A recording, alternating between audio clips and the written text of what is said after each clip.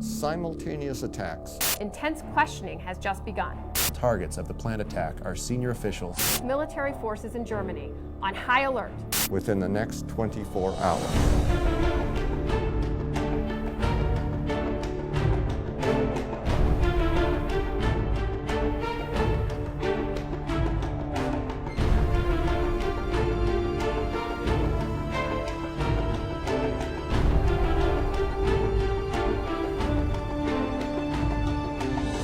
Each student knows what his or her role will be. They get a confidential briefing sheet a week before the simulation, so they have a week to prepare. They have no idea what the facts will be, and so the test here, ultimately, is to be able to take the legal and policy aspects that they've learned and then apply it to the facts which are thrown at them during the course of the day. This is the president. So what are we going to do with these people? There are three simultaneous scenarios, or three simultaneous settings here. There are the president and his cabinet in Washington. There are the city officials of New York and the American ambassador and her staff in Paris. We've been able to link all three together by video conferencing, and during the course of the day there have been additional newscasts, breaking news, giving intelligence updates to the students, thereby enabling them to better confront the different issues that have come up. A previously unknown Middle Eastern terrorist organization is planning to conduct simultaneous attacks on the port of New York City and the Louvre Museum in Paris. According to the available information, the attacks are scheduled for some time within the next 24 hours. The Secretary of State forbade the ambassador and her staff from going to the Louvre until the threat is over. The ambassador responded that this would lead to a major diplomatic crisis with the French, as the pre-inaugural ceremony for the newly elected French Prime Minister was scheduled for that Saturday afternoon at the Louvre. The students, in terms of the various roles they're playing, have been confronted with two very different scenarios. One is a plan to evidently bomb the port of one of the ports of New York, and the other evidently is to bomb the Louvre Museum in Paris, an inaugural ceremony for the new French Prime Minister. And the question is whether or not the American ambassador attend the ceremony. Three options for France. We don't go to the ball. 2, we get cooperation for heightened presence. 3, we act without cooperation. I don't think you should attend.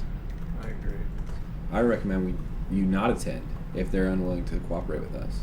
But, I mean, that's at risk of cutting all ties with France. At this point, we have our Marines coming in. I feel from good Germany. with the security plan. I just, should, for some reason, relations deteriorate between France and the United States, to the point where they're not willing to cooperate with us in this, I want to know any and all ways we can still have some sort of security plan. I want to know without violating their sovereignty. So I think we stick to the plan while we have consent. We stick Okay. with the plan that we developed this morning for security. And if we And lose it? if we lose it, then you don't go. Okay. From 2 to 2:30, Okay. you have in the meeting the CIA station chief, the head of the embassy security. Everybody that's in there. That's right. I need to hear from you a summary. Okay. We're going to start like in 20 seconds.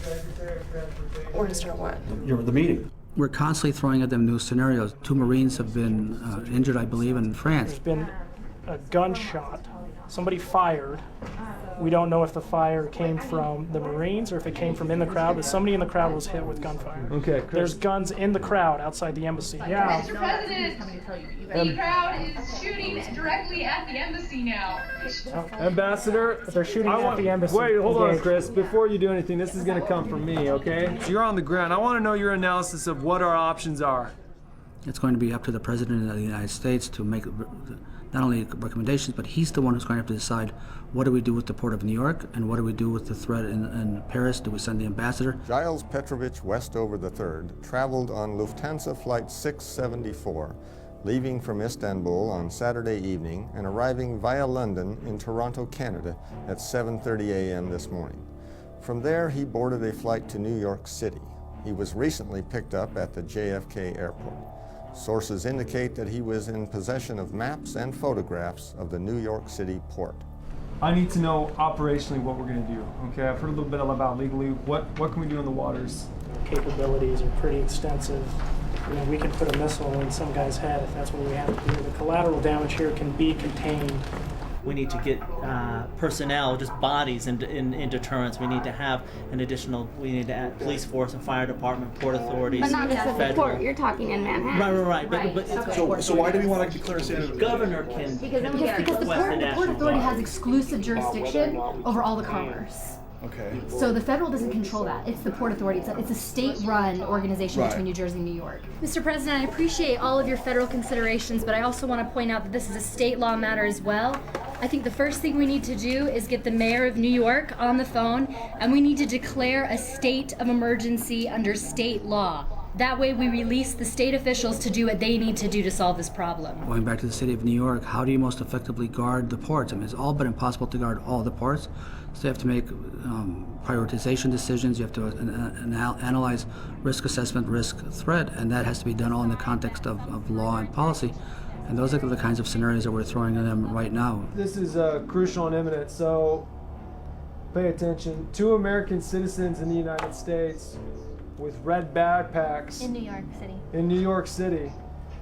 Are carrying red backpacks filled with explosives. The explosives will be detonated at 8:15. Is that clear?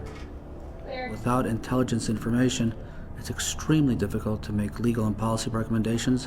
As a matter of fact, one of the students said to me, we're starved for intelligence. My response to that is exactly the dilemma that decision makers face on a daily basis.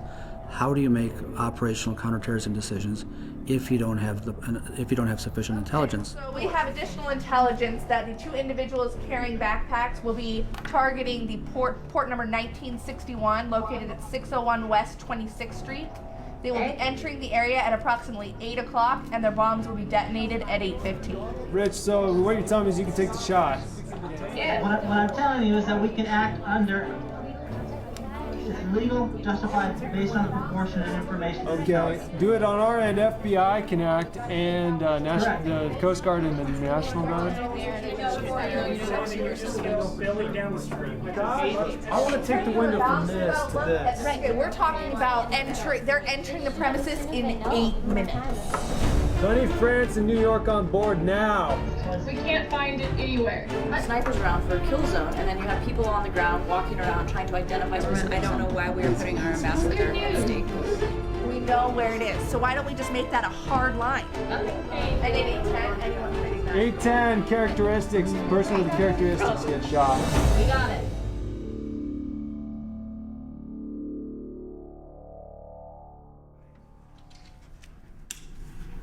Seven hours later, a couple of final thoughts before I send you all home. I would like to think that the past 7 hours helped you understand the dilemmas of the decision maker. And the dilemmas are enormous, and ultimately the president has to decide, but he's totally dependent on those around him, whether they're in New York or in Paris or sitting around this table. What makes it obviously difficult is that you come in here not knowing any of the facts. But let me assure you, that's real life. And in real life, I can only relate my own personal experiences. That I knew the law and I knew the policy implications, but when a terrorist attack begins, all you know is exactly what you saw in those first 3 newscasts.